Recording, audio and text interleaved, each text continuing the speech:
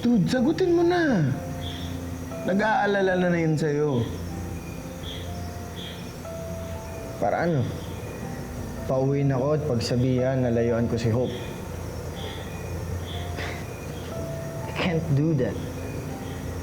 Nag-promise ako kay Hope na hanapin namin yung parents niya. At tutuparin ko yung promise na yun.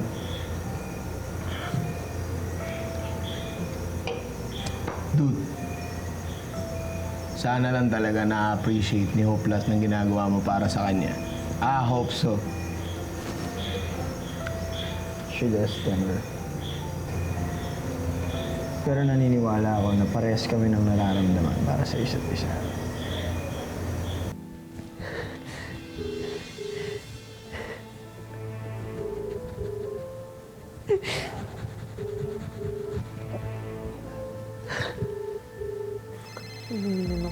Peste talaga tong Hope na to eh. Kanina ko to tawag na tawag eh. Ang kulit. Kaya ano na naman kayang problema niyan?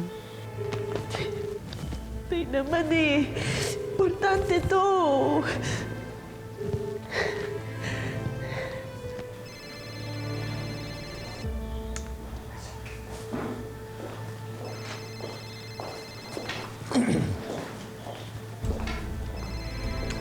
Hope? Lorna? Pwede ba namin kayo makausap? Opo. Napag-usapan namin ni Dayan ang tungkol sa pagtira niyo dito sa bahay. Alam ko ako yung nag-offer sa inyo ng trabaho at ng tirahan dito. Pero nagugulo na kasi ako sa setup natin. Ma'am Dayan, pinapaalis niyo na po ba kami dito?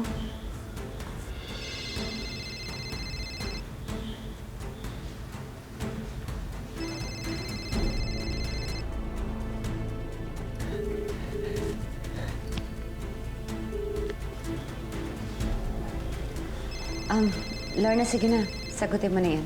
Okay lang.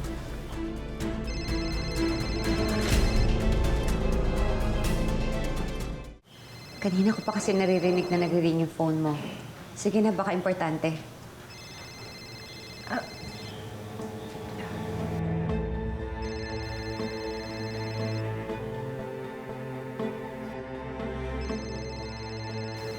Excuse me ho.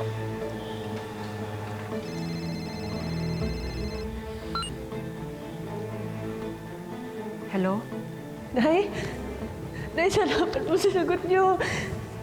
O ano? Bilisan mo. Nasa trabaho ako. Nay? Nay, pwede po ba kayo umuwi ni Carnation? Si tatay po kasi... Ano? Si tatay po kasi saksak na dito po kami sa ospital. Ano? Ano nangyari yun? Saan?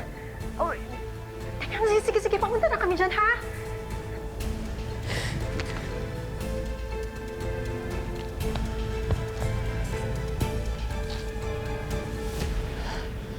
Nay! Tatay mo nasaksak. Nay! Ma'am, pwede mo ba sa ibang araw natin ituloy yung usapan natin? Kailangan lang ko namin umalis. O sige. Ipapahatid ko na lang kayo sa driver para mas mabilis kayo makarating. Salamat. Nandali ko na. Salamat po.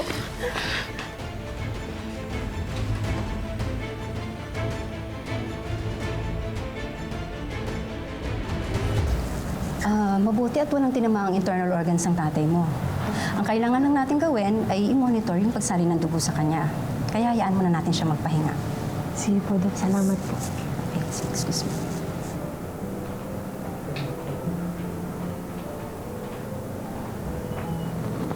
Tay, nandito lang po ako, ah. Hindi ko po kayo iiwan. Promise po.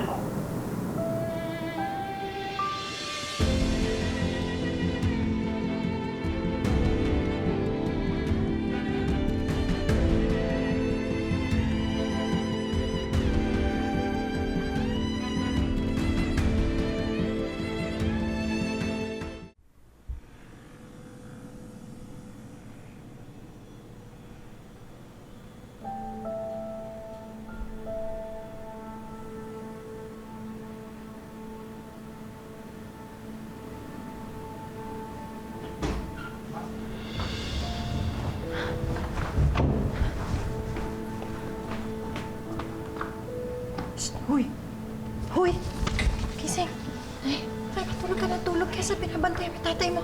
Sorry po. Ano ba? Ano nangyari? Hoy, anong nangyari? Tay? Jong? Jong? Lorna, ang ingay mo.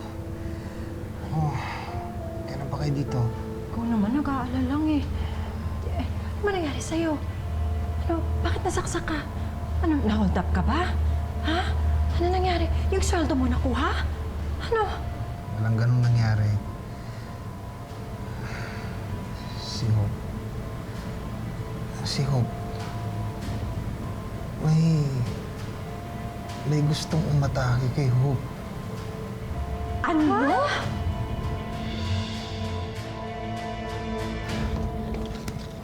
Trixie! Ay! Wala kang gwapo. Sir, Wait, inulat niyo naman po ako. nag-usap na ba kayo ng kaibigan mo? Hindi na kasi nag-reply sa text ko pagkatapos ko i-attend eh. Si Hope po. May iba pa ba akong kilalang kaibigan mo? Come on. Sinisigurado ko lang naman po, sir. Bakit ba hindi mo na lang ako sagutin ng diretsyo? May nangyari ba sa kanya?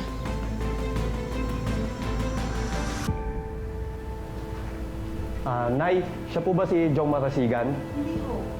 Ay, bakit ho? Siya po ba si Jong Marasigan? May impormasyon kami tungkol sa nanaksak sa'yo kagabi.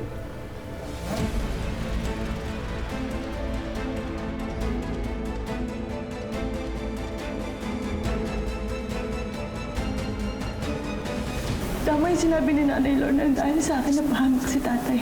Ginusto ko niya ipagtanggol, Hope, kasi mahalaga ka sa kanya at mahal ka niya. Di ba ganun naman talaga? Pag mahal mo isang tao, di ba alin ang ikaw ang masaktan, wag lang siya. Naawa ko sa kanila, Papa. I was about to let them go. Tapos nangyari to sa kanila. Don't tell me you're changing your mind. Tay, pwede mahiram ko muna si nanay. Nandiyan si Ma'am De, tsaka si Lolo Waldo sa labas. Ha? Nangangamusta daw. Gusto nila makita si tatay. Naku, hindi pwede. Kapag tinawag ka nilang Hope sa harap ni Jong, patay tayo.